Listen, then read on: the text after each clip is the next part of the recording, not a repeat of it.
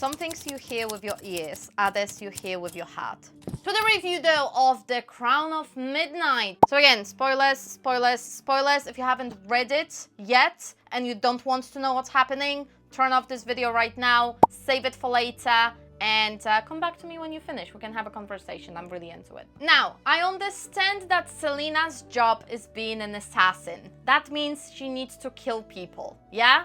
We get it. This is something that apparently shocks both Chaol and Dorian for some reason. I don't understand which one, but okay. What I do not understand, and I have a full list in here for you to read, is 1. Why would Selina not kill people knowing that, let me check my notes, this may cost Chaol, Nakimia, and her family their lives? Because the king said so. Why? Well, why? Please do tell why. 2, not tell Chaol and Nakimia about this particular threat, which would save us a lot of problems, wouldn't it? It would. But just why would you tell them that? Who needs that? 3, feel bad about killing, but only some people. Just some, not all of them, which is fine. She did not seem concerned about the killing she had done before, but then she had second thoughts on killing in general. I guess it depends on the situation. Which fine, like some people deserved it probably. 4, the whole Baba Yaga yellow legs situation. Like if you want to kill someone and eat them, just do it. Don't talk about it, okay? Just don't. And number 5, why would Selina think that opening a portal to talk to the dead was a good idea? I mean, she's so smart, isn't she? Why? Why would you think it's a good idea? But overall, the book was so good. Now hear me out. I absolutely loved the Chaol's point of view throughout the book. It actually shows a lot of honor versus life situations, and I actually did not understand why Selina would absolutely lose her marbles, let's gonna say marbles, over him risking his life once to save her, over the moment in which she risked her life for Nakimia and Chaol, like how many times by then? 7? Double standard match? I don't like double standards, whichever way they go. And I get it, she lost her best friend, but let me tell you, this has been blown out of proportion. Absolutely out of proportion. She completely lost her marbles over a thing that was not the dude's fault. Okay, he had nothing, little to nothing to do with it, really. And her own actions were also why this happened. Just saying. Like, I don't get it. I have zero understanding over what the hell happened there. And let's just be fair about one thing. Nahimia, or Nakimia, however you read it, has lied more than Chaol, who did not lie, just did not say something that has been going on, which was supposed to, like, save Selina's life, which, by the way, Selina did not tell Chaol that if she fails to do something, his life is forfeit. So, again, double standard, no likey. And officially, my new favorite character of this series is the door handle, because he says the truth, and he knows his stuff. Just saying. Now, Dorian, I believe the guy is screwed beyond measure. And I understand the way in which he reacted. He tried to figure out all the things by himself before asking people for help. I can appreciate, usually when I'm asking for help, it's a little bit too late for this. And Dorian did exactly the same thing. So, I appreciate the process there.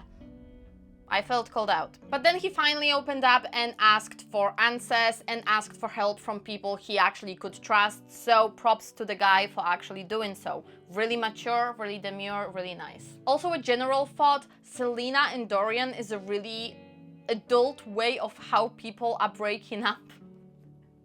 Like, I liked it. It was just like, yeah, hear me out, this is not going to work out. Yeah, I agree with this. Can we be friends? Yes. And then they proceed to actually being friends. And again, I did not fully grasp the concept of Baba Yaga, I mean, Baba Yellow Legs, in the book. Like, she said she knew exactly who and what Selina was, and then proceeded to talk instead of killing her. That's 1. 2, knowing who and what she was. She was still like, I'm gonna eat you and close you in something, even though I'm pretty old and I'm a witch in a place in which I don't really have my magic. And she is an assassin and she probably can kill me, but hey, who cares? Who cares? Or maybe that was done on purpose, like who knows? I doubt it though. And again, why would she give Selina all the intel if she was planning on killing her? Like, don't get me wrong, the woman was like, what, how much? 500 plus years old? She should have kind of, I don't know, let me check my notes. Oh yes, know better? Or maybe in a better way. As a 500 plus year old woman, one would have think you would make more informed choices. So in general, it was bizarre, but at the same time, I was happy that Baba Yaga, Yellow Legs, has been killed because she couldn't sell the secrets of Selina, so that's something. At the same time, does she really need that much gold? Does she really need gold in general? Another question that I guess went to the effort and out of the window, and I kind of lost the plot in there. I was really reading it, and I was like, oh, please. Come on, like, I could hear myself roll my eyes that loud. Also, the monster in catacombs, that was fast. Rushed a little bit, wasn't it? Overall, really good book. The characters actually had some type of a character growth. Everyone has been through some emotional turmoil, maybe except for the king, but who cares about this guy? He had like, I don't know, a couple of lines in this book and a couple of lines in the last one. Like, who cares about this guy? Really? No one probably. And to be fair, I felt for the characters, I cared for the characters, and I really hoped that things would just even out for them. Like, not gonna lie, it was a process and it was tough, and I was like, why?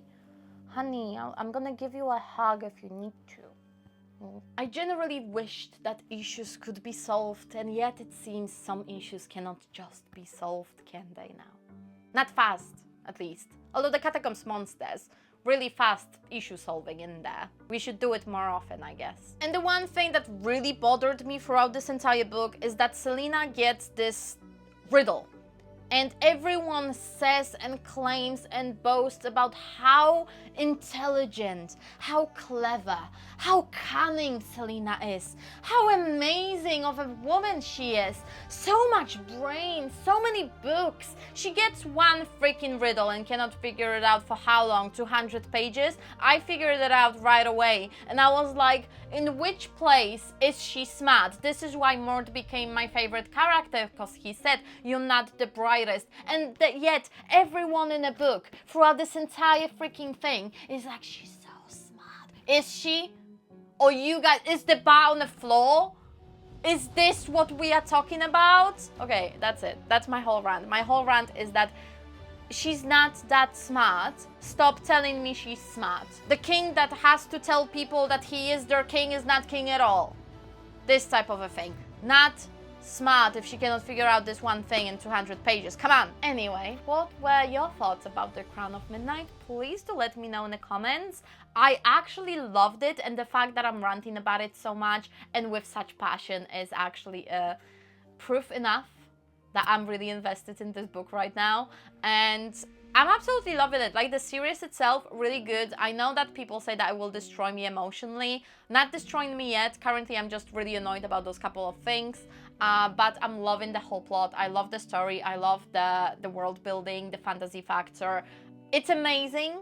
I'm really enjoying it, and I'm really in a book number 4 right now. Like, I'm going to start the Queen of Midnight, Queen of Shadows, so this may be really interesting, but this book has been extremely cool. I loved reading it, and I loved it in general. I like the series. So what are your thoughts about it? Please let me know in the comments, and if you want to know more of my thoughts about certain books that I'm reading, here's a whole playlist of my book reviews, and there's a lot of rants in there. So if you are one of the friends that really wants to rant a lot about books, I can be your friend.